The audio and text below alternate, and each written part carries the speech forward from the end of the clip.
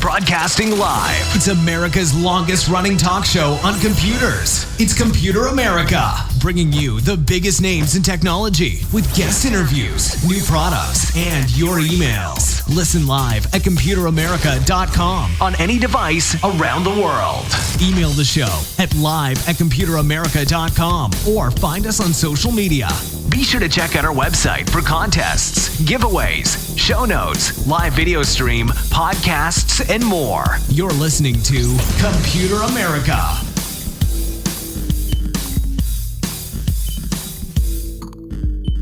Hello and welcome into the Computer America Show. We are the nation's longest running, nationally syndicated radio talk show on computers and technology. Thank you for joining us. I'm your host, Ben Crossman, and everyone out there, I hope that you're doing well and you are ready for today's program.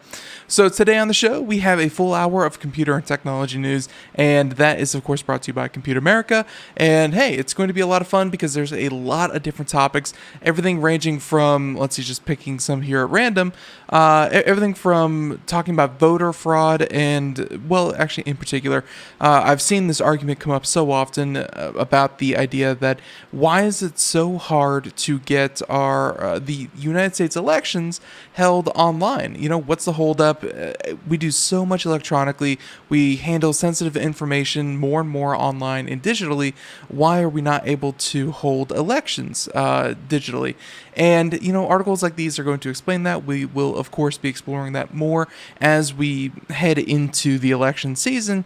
And I'm sure that, as many of you are aware, more and more places will be doing mail-in ballots. So, hey, the real question becomes, what's the difference between a mail-in ballot and a digital ballot? And hey, we're going to explore that. Other stories include Ford and their F-150. They're all-electric Ford F-150. Something very different. You have others such as the EPA is cracking down on Amazon and eBay for pushing coronavirus cures that are not actually cures. And then on top of that, let's see, one last one, Twitter and their change in policies when it comes to sharing links, articles, and stuff, which I think this is going to be a kind of a no-brainer. This is a good change that Twitter is going to be bringing to the platform. I think we'll start off with that story first in just a moment, but everyone, hey, computeramerica.com. We should definitely mention that before we get started. That's where you'll find everything, including today's show notes, past shows, future shows, all in one place. That is where you definitely want to go. Hey, and of course you'll find articles, reviews, podcasts, past shows, future shows, video archives, audio archives, any and all archives that we have. You can find there on the website. And unfortunately, there are some episodes that you cannot find.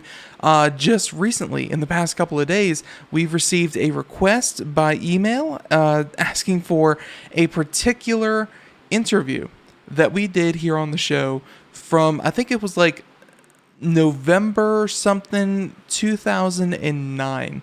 And to that gentleman, we unfortunately had to say that we did not have that. Our archives do not go back 11 years. We have changed platforms, we've changed networks, we have changed websites. You know, so much has changed over the intervening years that no, we don't have archives up to 11 years, but we do have archives at least up to the past 3 or 4 years and more, and we're looking into how to get more of our shows back then. But, you know, actually, I think the network that we were actually on back in 2009 doesn't actually exist anymore. So, yeah, it's pretty crazy. We've come a long way, and we definitely appreciate everyone out there who continues to listen to Computer America. Thank you so much for tuning in. And, hey, without further ado, let's get on with the show. So as I said before, computer and technology news brought to you by Computer America.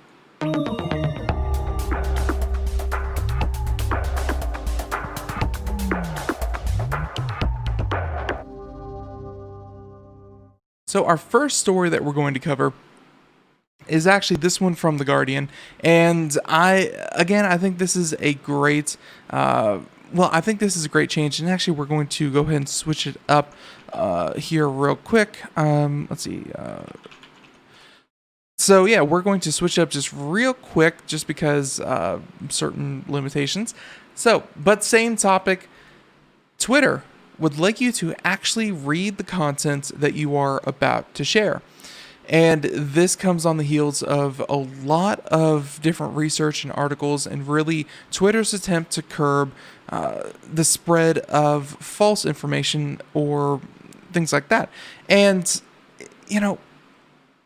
there's been a lot of questions on how to do that ethically, effectively. How do we do that so that we aren't pushing a singular agenda, so that the information going out there isn't controlled just by one news source or things like that. But at the same time, you do need to start taking on some of these stories, and Twitter is taking on the responsibility that, hey, the information being spread on our platform has real world effects, and we need to at least somewhere set the bar. Even if it's incredibly low, we need to set that bar. And this is that incredibly low bar, or at least a start to that. Check this one out here. On Wednesday, Twitter announced that it would begin testing a new feature that will prompt users to think before they tweet. Interesting. Well, before they tweet articles that they haven't read. This test is currently limited to Android users in English. If a user decides to retweet an article before reading it, Twitter may prompt them to open it before they do so. Twitter did not say when it plans to bring the feature to other operating systems. So again, right there, English-speaking Android users. That is their first testing ground, and they have a statement here, Twitter saying, sharing an article can spark conversation, so you want to read it before you tweet it. To help promote informed discussion, we're testing a new prompt on Android. When you retweet an article that you haven't opened on Twitter, we may ask if you'd like to open it first. Seems pretty standard.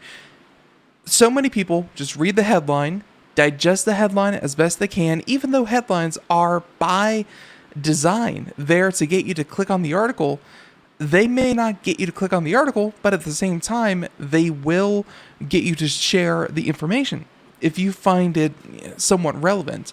And there was another study, I read this somewhere else, there was another study that happened just a couple of years ago saying that about 59%, 60% of all links on Twitter that are shared, retweeted, linked on Twitter go unclicked. People just automatically... Because really, that's what Twitter is. Twitter is very good at taking a singular message and liking it, showing it to other people, retweeting it, saving it, archiving it, getting your voice out there. It's incredibly effective. And I just ran into that yesterday. I was following a chain of comments on a completely unrelated topic, but I was reading some of the comments, and I realized that, well, and I think everyone should come to the same realization that you're reading these things and you're looking at how many people agree with the person who's saying the thing, and then at the same time, I wanted to click through, look at people leaving these comments and say, who am I being influenced by? Who is this person? An everyday person, and there's nothing wrong with having a small amount of followers and a small amount of people that you follow. Having a pretty infrequently active account, it does not mean that someone who does not have a large audience on a continuous basis does not negate what it is that they're saying, but at the same time, it does not stand up to scrutiny that they become one of the top comments on a very, very popular thread, and that thread being shown to hundreds of thousands of people at a time, and that comment suddenly becoming one of the focal points. And I clicked through to this one in particular.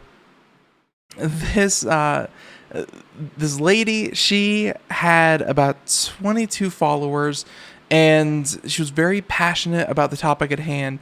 But it made me realize that that's not a verified source. They're putting their own personal spin on it. They're putting their own personal experiences that no one can validate on this argument. But here I am, one of thousands of people sitting here reading this line of comments, and yeah, completely unverified, completely, there's no vetting process. And now I am being influenced by this person. It happens all the time. And I definitely encourage everyone out there to go out there and, not just verify these articles, but verify the people who are spreading these things. Do you trust other information that they're providing? Or is their story consistent throughout their post history? Things like that. If you ever get the urge, if you ever get the inclination, see if they're a well-rounded person that you would really take advice from, or take their input on any given subject, or do they have a singular mission, and is that really the kind of person that you want to take advice from? So they said that this test is just the latest from Twitter in an effort to curb misinformation and encourage meaningful discussion on the platform. Last month, Twitter launched a test that allows users to limit who can reply to their tweets. And they say as of right now, some users are able to restrict replies to everyone, people they follow, or people they mention.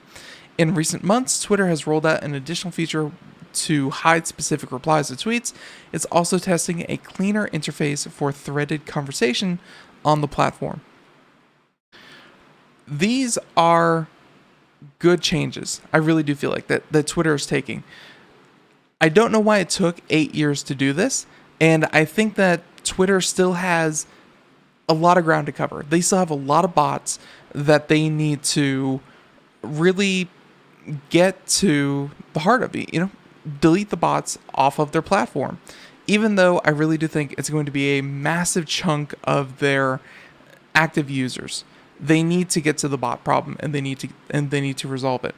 But when it comes to identifying where information is coming from, not even the bot side of it, but just verifying where information comes from, like they said, cleaning up the interface, hiding specific replies, so that like I just experienced, particular brigaded responses don't become the absolute point of the entire conversation. So there's that, and then of course limiting who can reply to the tweets. If you're out there putting out information that you honestly aren't looking for a discussion, but you want to get the information out there, things like that. Not every big announcement needs to become the forum for that announcement. Take it elsewhere. Take the conversation to other parts of the platform, and there you go.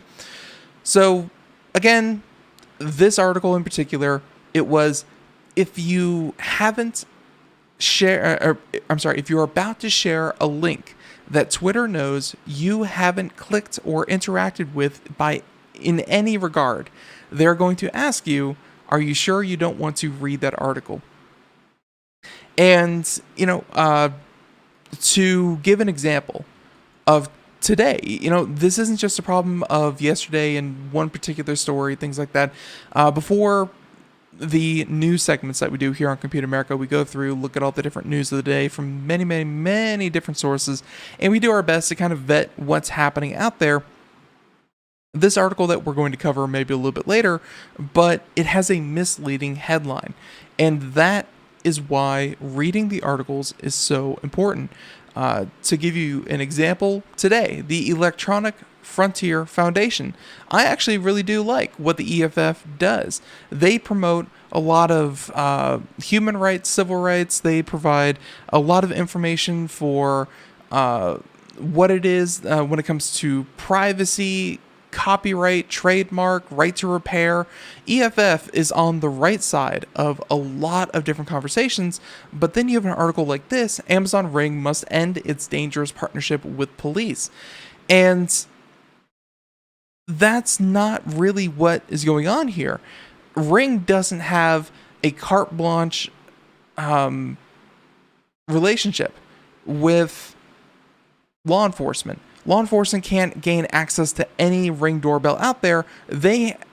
Ring has a Ring, and of course Amazon by extension, they have set up a kind of a smooth transition from law enforcement requesting videos to users being able to submit those videos at the request of law enforcement. It's a very smooth, kind of way to do that, but it's not a dangerous partnership. And if you really read into the details on how this happens, trust me, we're going to look into this article and see what it is. But at the end of it all, it's not a dangerous partnership. But the headline, it grabs you, it attracts you, and I could totally see if someone were looking to push an agenda. Lately, there's been a lot of questioning of law enforcement and the abuses of power that they have and things like that. You can see how an article talking about a potential abuse of power by law enforcement with one of the largest tech providers out there could grab headlines. Before you retweet, you have to interact and actually read the article, or at the very least, it's going to ask you, are you sure you don't want to read the article before you share it? And you just say, heck no, I already know what's in there, or I've already made up my mind, let me share this. And hey, when push comes to shove, they're still going to let you retweet that article without having read it. They aren't going to send someone to look over your shoulder and make sure that you're actually comprehending the information that you're sending, but they're at least going to try. They're going to try to make sure that the information that is being spread out there has at least been vetted by the people sharing it. And these little stops, it's not a complete overhaul of what's being shared and what isn't being shared. It's at least throwing up those road signs saying, hey, maybe I should read the article before I send it, instead of just hitting one little button and that's the end of it. You've done your duty, you've done your tweeting, you've hit retweet, and that's the end of it. No, there's a little bit more to it. So there you go. I really, I don't say this often. Twitter is cleaning up their platform, baby steps at a time.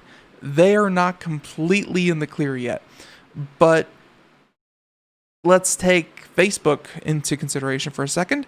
Facebook and Mark Zuckerberg, what they've been saying is that they are not the arbiters of truth. They don't, Mark Zuckerberg even saying that Facebook has less of a responsibility to verify and vet information and stories that are being shared on their platform, and Twitter is taking the opposite approach.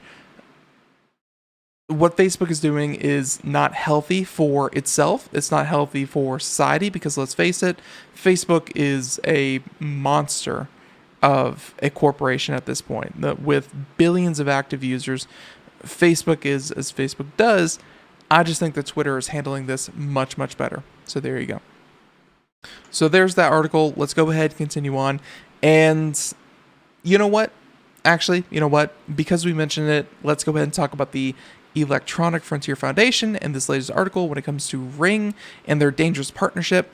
I'm going to be scanning this article looking for how, if I have this incorrectly, but in my mind, here's how Ring and law enforcement work together. If a crime is reported in an area, let's say a zip code or an address or whatever, however they get the location, Amazon has a behind the scenes kind of submission process that, given a case number, like it has to be a full-blown publicly filed FOIA open request, it has to have a case number, and the police say, in regards to this case, here's the case number, we request any information. Let's say it's a burglary, and law enforcement has to say, we believe that all footage from a 5-mile radius or a 1-mile radius or a half-mile radius of this homeowner's or this home would really aid in our investigation. And Amazon, and Ring by extension, comes back and says, okay, here's all the addresses with a Ring doorbell that are subscribed to Neighborhood, which is a service within the Ring service itself. Here's all of the Ring doorbells that use Neighborhood, and here's all of the video footage that they were collecting within a 12-hour period. It's not even like, forever and here you go. But they don't even hand that over. They say, we do have users that have video footage in that time, in that time frame, in that space, and there are videos. Would you like to request that footage? And police are then able to send out a mass report saying, hey, we had a robbery in the area. We would like your aid in this matter. Please send us any videos that fit this criteria. This very tight, location constrained, time constrained video footage. And then it's up to the user. If you have such a hard line stance against police using this type of footage, then you can deny the request, you can ignore the request, you don't have to interact with the police whatsoever. But if you feel like, you know what, I did see an individual run across my front yard, maybe that might be helpful to law enforcement, you can then approve the request, send the video, and law enforcement then gets that video and they can check it out. There is no forced turning over of video footage. Law enforcement does not get to peruse. Here actually in the article they go through this. They say that it could be used to check out who delivered your pizza, when you come back, things like that. Not even. So let's check out some of the points here that they make. That is how I understand the Ring system to kind of take place. And I think that is about as good as a system as you can currently kind of get. Maybe you could do some stuff with like face blurring, before there's actually proof that the person within the footage is actually, the one that they're looking at. Maybe taking off some of the geolocation of the video footage and things like that. I don't know.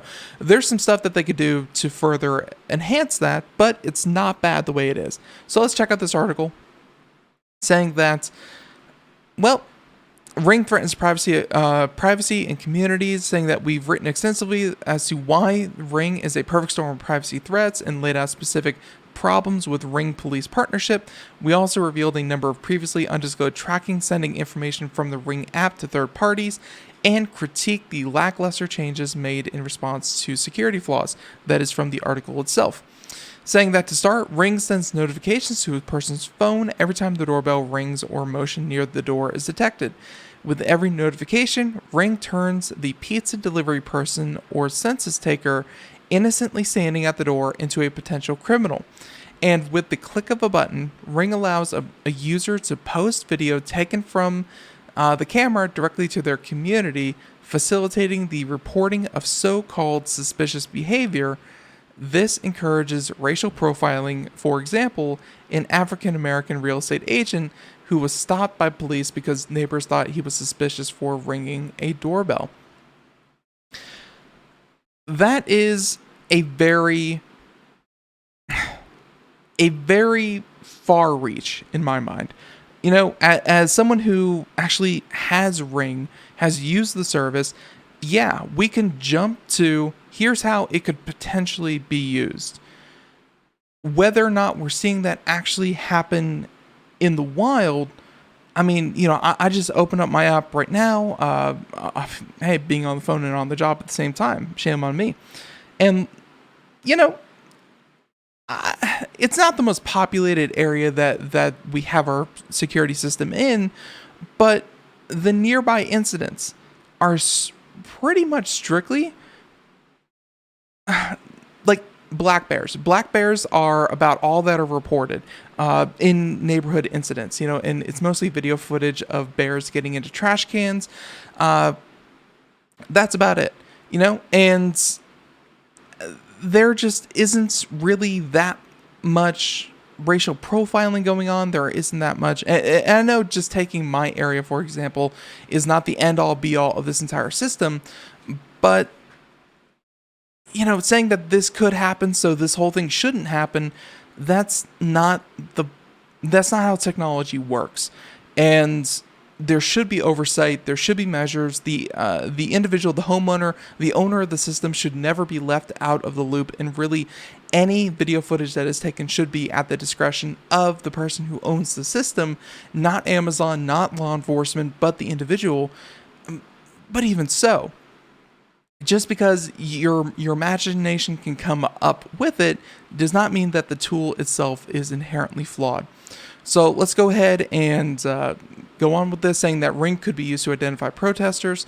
They're saying that Ring now has relationships with over 1,300 police departments around the United States. The partnerships allow police to have a general idea of the location of every Ring camera in town and to make batch requests for footage via email every resident with a camera within an area of interest to police. So there you go. Saying it could give police a one-step process for requesting footage of protesters to identify protesters.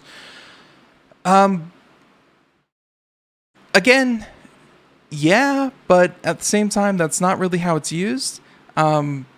Ring footage, like if police wanted to know exactly where all of the Ring doorbells were, it may take a little bit of footwork, but let's face it, they could go and look at every single doorbell in the city, go block by block, house by house, and put a little tick mark saying, here is where, Ring is actually giving them less information than what they could gather with their own eyes. They say a general location and a general look at where these cameras are. Law enforcement could just go through and look at where the cameras are and write down exactly which houses have them and which don't, which is not currently what happens through the Ring system.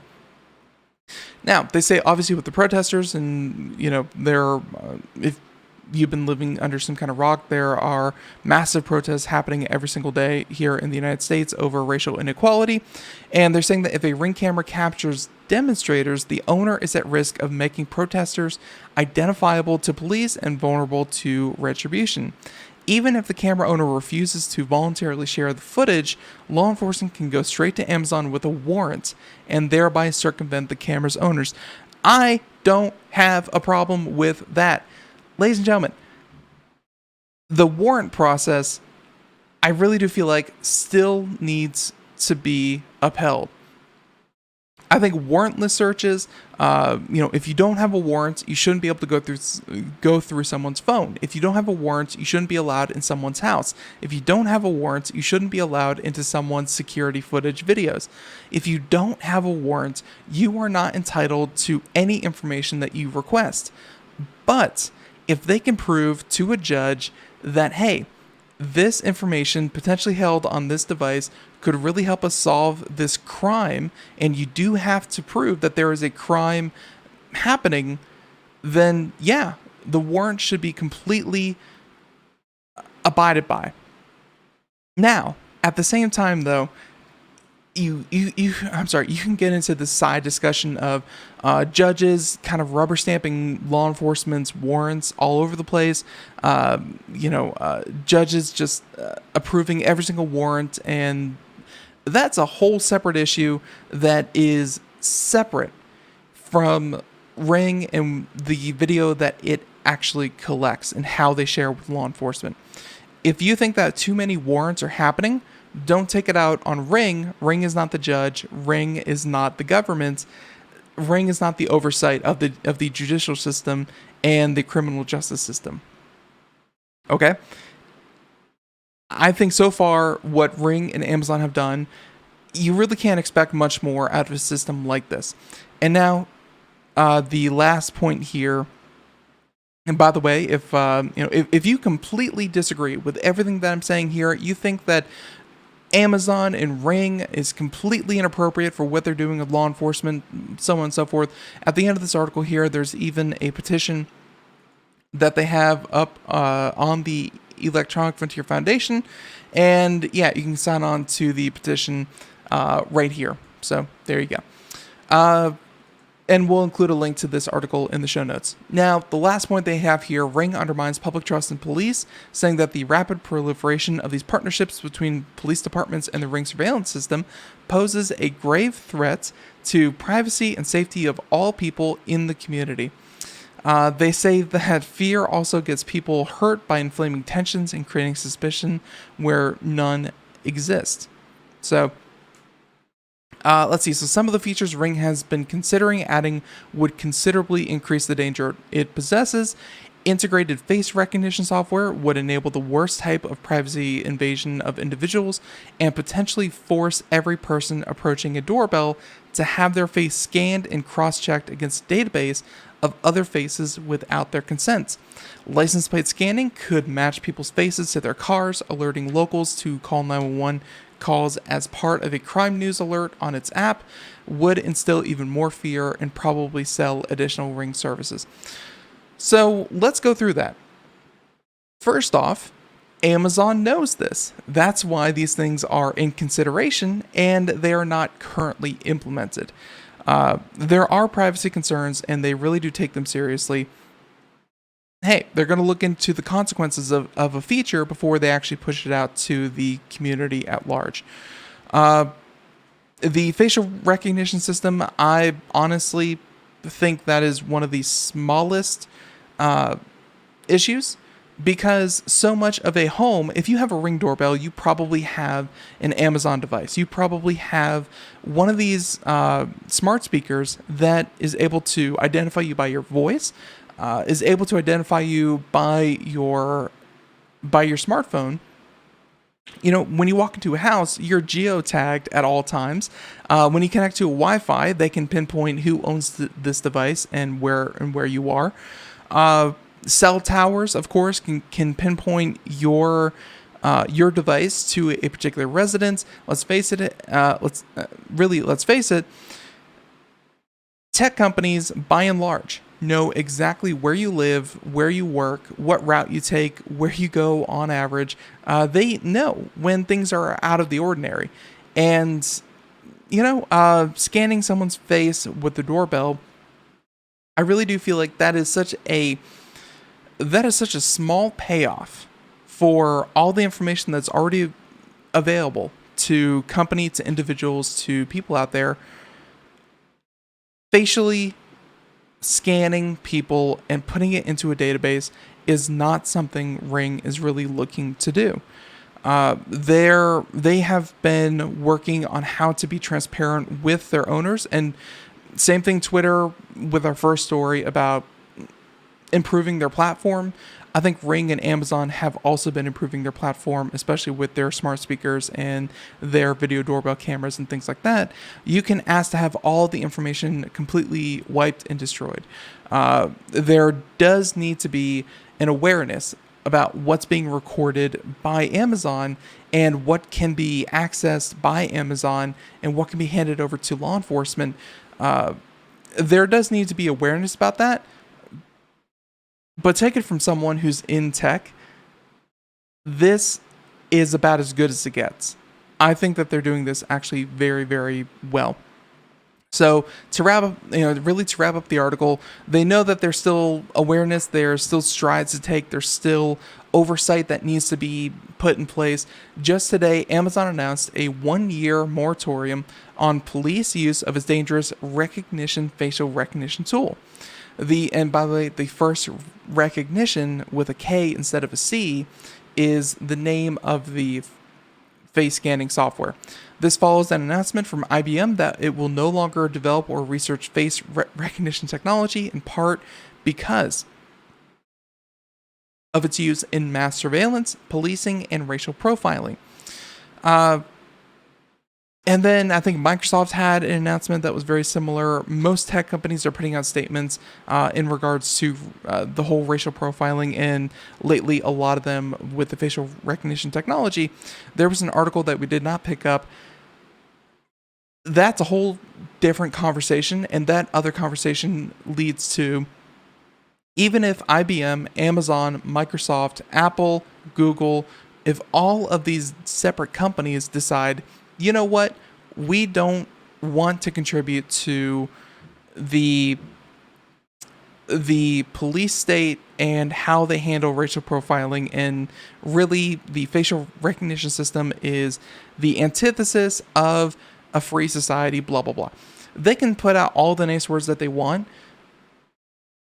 When it comes down to it, 73 other companies are already chomping at the bit to get that money and to be the provider of facial recognition software for law enforcement on a federal, on a state, on a county, on a local level. Other companies will spring forth and say, you know what? Even if it's Amazon's drone program that they say that they won't work with law enforcement, if it's a drone program, if it's a facial recognition program, if it's some kind of, any kind of invasion of privacy or potentially contentious issue, even if every large tech company that you have heard of says, you know what, no, this is not in line with our values and we don't agree with it, there are dozens and dozens of perfectly qualified companies that will take up the mantle and say, don't worry, we'll do it for you instead. It may cost a little more, and that may be the ironic part. The end result is the same. It just might cost the taxpayer some more money. I'm not saying that it should happen by any regard, by any means, but it's still going to happen. And if you want to fix this problem, putting pressure on Amazon and Apple and Google and Microsoft and IBM and Oracle and blah, blah, blah. Putting pressure on these companies, sure, it's a great first step. Definitely do it. Definitely let your consumer voice be heard. But if you want a solution to the problem, it's going to come through legislation. And unfortunately, you have to go back to your congressperson, you have to go back to your legislators, and you have to say, here's the issue, here's what I think, do something about this. This is a big issue, and it needs to be rectified. If you have a problem with, again, going way back to the beginning of all of this, if you have a problem with, just like the Electronic Frontier Foundation has here, with Ring Doorbell, Amazon, and the partnership that they have with law enforcement and sharing of videos all over this country, if you have a problem with that, Amazon probably is not the place that you want to apply pressure. Amazon will take a step back. They'll look at this. They'll kind of put a hold on everything. A year later, when it's not as a contentious of an issue, they'll start looking back into it. They might, obviously, Amazon is still developing their cashierless stores. Their Amazon, kind of Go stores that they're developing. They're still going to be using facial recognition systems. They're still going to be developing them. They just won't provide them to law enforcement. At least not for 1 year. If you want a true end all be all solution to this, you have to go to the legislative level. Tech companies will abide by the laws. They will abide by the legislation that is passed. And don't get me wrong, a lot of them have a seat at the table when this is passed. You can look at Facebook and what it did with the limitations put on social media, and how Mark Zuckerberg had such a prominent place on drafting those laws. But yeah, that has to be where it comes from. Make the law, they will abide. That's how you do it. Taking on each individual company, each individual technology. The technology itself is not ubiquitous to a singular company. It is not a monopoly. Facial recognition software is not a monopoly that is held only by Amazon. Dozens, if not hundreds of companies can do the exact same thing. So you have to beat it at the source. So there you go. I don't agree with the headline. I don't agree with the Electronic Frontier Foundation and their analysis, which is actually pretty rare. I do really enjoy what the EFF.org brings to the table. It's just this one I'm not on board with. Which, like I said, it's rare. So there you go. That article is just about done. Sorry if that took too long. That was article number 2. Article number 2, 40 minutes in. Hey, thank you for listening. Let's see. So let's go ahead and talk about a lot of these other ones. You know what? This one. It always surprises me. And we're going to be talking about Grubhub here. If you hadn't heard, there were whispers behind the scenes that Grubhub was looking to be acquired by Uber. Uber was in talks with them, and, well, it fell through. What I didn't know is that Grubhub was determined to be purchased by someone. Their corporate structure, their investors, they said, you know what? Enough is enough. And really, for a company that pioneered the space, yeah, I think Grubhub is one of the first and one of the largest, I thought, companies out there delivering food. And obviously this works into the gig economy and how people do this whole thing. But check this out. The food delivery world is about to get a bit smaller. Just Eat Takeaway.com, or Just Eat to most people. I had not even heard about these people. It's so weird that these smaller companies that you haven't even heard of, and yet the other ones with so much brand name recognition, the unheard of company comes up and just swallows the one that you thought was the whale in the room. And then turns out there's always a bigger fish. They come up and they just gobble them up. So Just Eat Takeaway.com is buying Grubhub in a deal worth about $7 billion. The merger will create the largest online food delivery outlet outside of China, and it will focus on the US, UK, Germany, and the Netherlands. The two expect the deal to close in the first quarter of 2021, with Grubhub chief running the combined business in North America. The union would be one of the few profitable players in the delivery arena, they added. This has been a topic on other shows. Many of these tech companies that 5 years ago you had never heard of, but now they are everywhere. A lot of these companies are not profitable by any means. They run and subsist solely on venture capital money. Venture capitalists will pay billions of dollars. They will light money on fire to gain some kind of foothold, some kind of traction into a marketplace, and then they will sell it off for the quick payout. They will let it continue to just hemorrhage money while they continue to make that foothold. Twitter is a great example. They didn't actually earn any money until like 2018. You can think back Twitter for 6, 7, 8 years, even though it was one of the most popular social media platforms in the world. Hey, it didn't earn a penny. That's not how most companies are run. Most companies, you found them, you start them, you have a service, you have a product, you make a profit, and if you don't, over the course of a couple of quarters, then, hey, your savings are drained and you close up shop and you quit. That's not what venture capital does. Venture capital allows these companies to really have an aggressive approach, start up quick, gain that share, and then sell out quick. And I guess that's where Takeaway.com is coming from. They said that the deal is a consolation prize of sorts for Grubhub. They said that Grubhub had courted Uber as a potential buyer until the talks fell through. Antitrust concerns were reportedly the sticking point. Both companies were worried about the combination of two US-based delivery giants might run afoul of regulators, which really, if you think about Uber Eats and Grubhub, if they combined, that would just leave I'm trying to think just off the top of my head, and Postmates, I guess, is one. Grubhub, Uber Eats would be a singular one.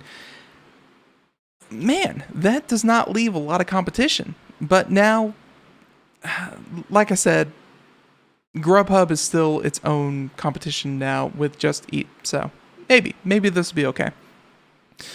They said on the surface, at least, Just Eat deal is more likely to go through. Uber isn't heartbroken. A spokesperson said that the delivery market will need consolidation to meet its potential, but that Uber wasn't so determined to merge that it would accept any deal, any price, with any player. Provided that the buyout goes forward, it should give Grubhub more of a safety net in the U.S. to compete with Uber, DoorDash, that was another one that I was thinking, and others. So Uber, DoorDash, and now Grubhub, as well as Postmates. So you still have like 4 choices, but a lot of those don't operate in the same markets, and they are very hesitant to open up into each other's markets. So they said that this might not be a great deal for the overall competition, while an Uber deal would have made more of an impact in competition in places like the US. The Just Eat merger could still make it harder for upstarts to get a foothold. Ladies and gentlemen, if you're looking to get into the food delivery business, yeah, you're not getting into that one unless you have venture capital money. Unless you have $10 billion to really get in there, purchase one of the existing players, or start an aggressive advertising campaign and really start get people downloading your app and start using it. There's just no way you're going to be able to get in there. Antitrust and that whole thing, you can talk about that. You can talk about that in a completely different show, but yeah, the competition is already not really there. And I think the last point I want to make about all this is that when Uber says consolidation needs to happen to meet its potential, what that really means. And trust me, Uber isn't just talking about the food delivery platform. It's also talking about consolidation in the ride-sharing platform and the grocery delivery platform as well. Right now, competition is keeping fees low. It's keeping the percentage that one of these companies can kind of say, we want the top 10%, and then, those are the fees that we take to run the company and produce profits, and then the rest of the money goes elsewhere. Competition is allowing these companies to really try to, duke it out and say, well, we offer more pay. Let's say you're delivering food. If as an independent contractor or a gig worker that's working for these apps, which one are you going to use? First of all, you're going to use the one that has the users. But if those are just about the same, then you're going to use the one that pays you the most as the individual, as the person running around, putting the miles on your car, taking out your time out of your day to do these tasks. You're going to go with the company that is paying you the most money, giving you the best fees, giving you the lion's shares of that. And when Uber says there needs to be consolidation, what they mean is if there were only 2 or 3 competitors, then they could start raising fees, they could start paying people less, and with lack of competition, with lack of an alternative, those smaller costs start to come up and start to rise, and that's better for Uber. It's better for Uber if people have less of a choice to say, Uber charges too much to deliver food, or Uber charges too much to hail a ride. We're just not going to use that. Consolidation benefits these large corporations, in this scenario. So even though Uber says that consolidation needs to happen, for the consumer's sake, it doesn't. To actually make these things profitable, maybe, but if the profit is at the expense of the consumer, or if the profit is at the expense of the worker, do we really need that though? That's another question. So there you go. Article number 3. Boy, we are really chugging along today. We have time for, at this rate, one more article, but we're going to try to get a couple of these in here as well. Let's talk about this one from Engadget real quick. Not going to spend too long on this, but false information, fake information doesn't just come in the form of social media. Check this out. Amazon and eBay, obviously two large retailers, and not just retailers, but stores that allow you to post your products straight to individuals. Ben can sell, Ben's old keyboard on eBay.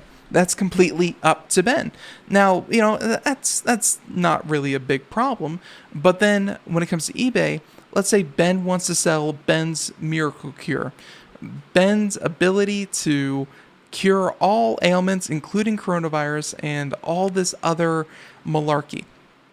Well, that's why the EPA is putting pressure on Amazon and eBay to fight exactly that. They said that the Environmental Protection Agency has ordered Amazon and eBay to stop selling products that falsely claim to kill coronavirus. Around 70 products were specified in the EPA's order, including paint stripper, tablets containing chlorine dioxide, and disinfectant sprays, all of which were marketed as antidotes to COVID-19, and in some cases touted as preventing epidemics. Failure to comply with the notice, could cost the company up to $20,000 per sale. That's a nice chunk of change. So according to the EPA, both companies have a duty to care, have a duty of care to their customers, even though these products are sold by third-party sellers. And this is the exact same argument that happens all the time, and one that you can really look at as having parallels to social media, even though it's selling products and not just peddling information. Twitter and Facebook, at the end of the day, Twitter and Facebook are responsible for the content on their platform to an extent. Being completely hands-off is not right. And then eBay and Amazon, especially when it comes to here's a product, not only does it hurt eBay and Amazon to sell fake products that don't actually do what they claim to, but that's also illegal. And Amazon and eBay have a responsibility to monitor and clean up their platform as best they can. They said that this will be eBay's first stop sale notice from the EPA, but marks the fourth for Amazon. Let's face it, Amazon's getting a real, becoming a pro at ignoring the EPA. The company has frequently been found to facilitate unregistered pesticide sales. It also comes as another indictment of the way it's handling its operation during the pandemic. So there you go. We're going to end that there. I found that interesting that, it's not just about information, but it's also about product. People will look for this. And just real quick, just to kind of highlight my point, here's another article saying that 3M, the one that makes the medical mask and all that kind of thing. There we go.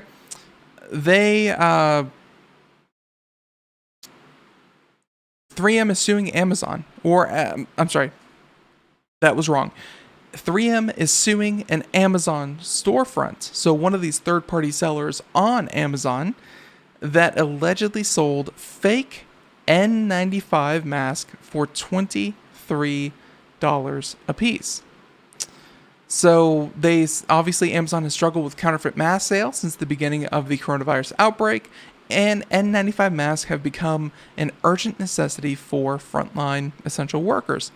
Amazon warned marketplace sellers against price gouging as early as earlier this year, and ultimately restricting sales of both face masks and hand sanitizers on March 11th. I remember that they would only sell them to hospitals at that point. They said that, so for about this particular storefront sold 350,000 fake N95 respirator masks, and the products were listed for as much as $23 per mask, a huge markup of the list price of $1.27. And that's for the legitimate mask. That's not even for the counterfeit, the fake, the thing that doesn't even do what it's designed to do. Horrible. Horrible, horrible, horrible.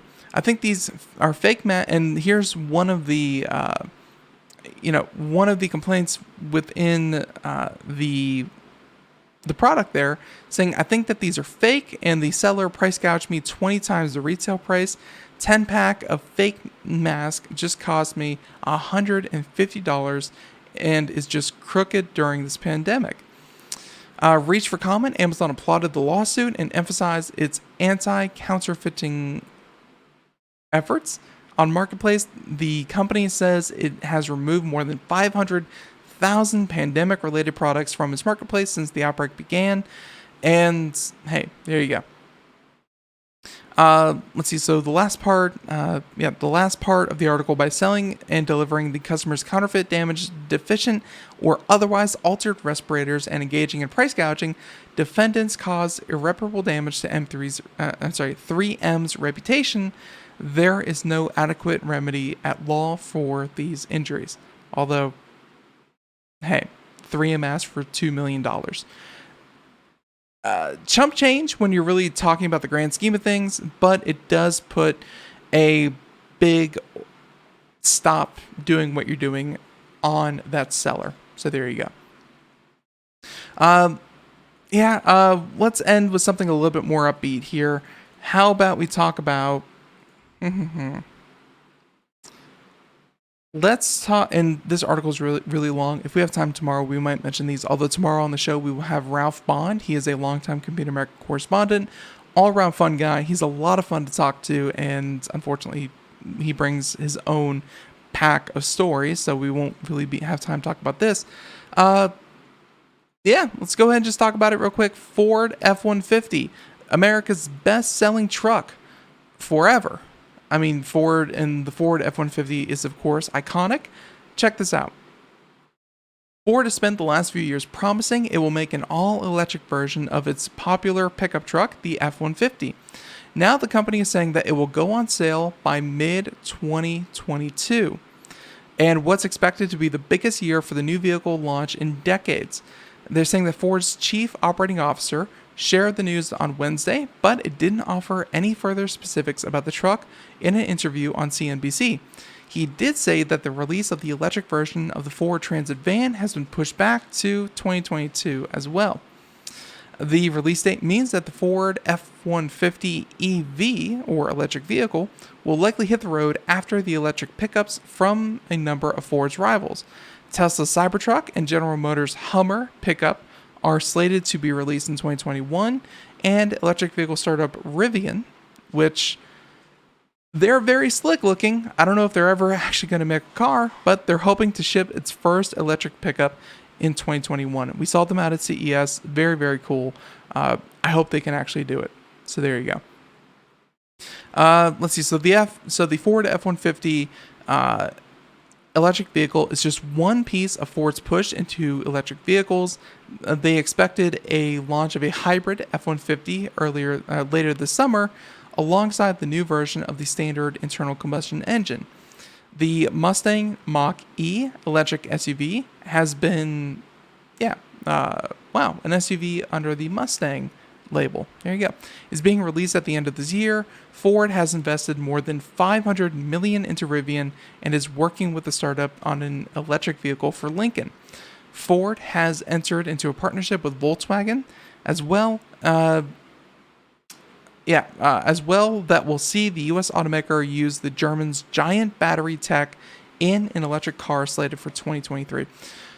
Ford is pushing into battery power. That's great. Obviously, a car company that was founded 100 years ago on the invention of the combustion engine is now moving away from it. Times they are changing, and it's good to see Ford actually trying to adapt to these changes. So, ladies and gentlemen, that's about all time we have for today for these articles. Some of the articles that we didn't mention include Adobe officially launched their Photoshop camera for iOS and Android. So the standard for photo manipulation and After Effects and things like that, Photoshop has been released for that. You can download the app for iOS and Android. So there you go. They also say that, let's see, so some of these other ones include Twitch will begin scanning clips for copyrighted music. That's a whole can of worms, and obviously we stream on twitch.tv/Computer America. But the long and skinny of it is that, you know what? Streams are about to get a lot more scrutinized for what it is that they do. And then, let's see, there a gentleman who paid $2.5 million. Yes, dollars in cryptocurrency. And he only sends $133. Seems a little backward, but they're holding it for now. And if the person who is accused of doing this, speaks up, they will reverse it. But yeah, I think they meant to send 2.5 million and pay the fee of 133, and it got reversed. So there you go. The last one, and I found this one very cool. You can find all these and more at computeramerica.com. Highly encourage you to do that. It's a bit more scientific, but hey, scientists have found massive structures deep inside the Earth, not like pyramids, but more like, what makes up our Earth. Very, very cool. Check it out. Everyone, thank you for tuning in to Computer America. Have a great one. See you later. Bye, everyone.